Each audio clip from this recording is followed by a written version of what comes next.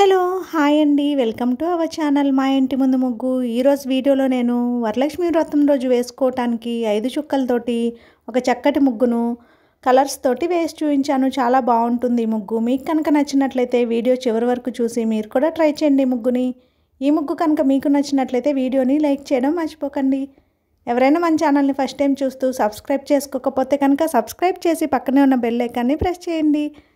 నేను కొత్త వీడియోస్ పెట్టిన వెంటనే మీకు నోటిఫికేషన్ వస్తుంది.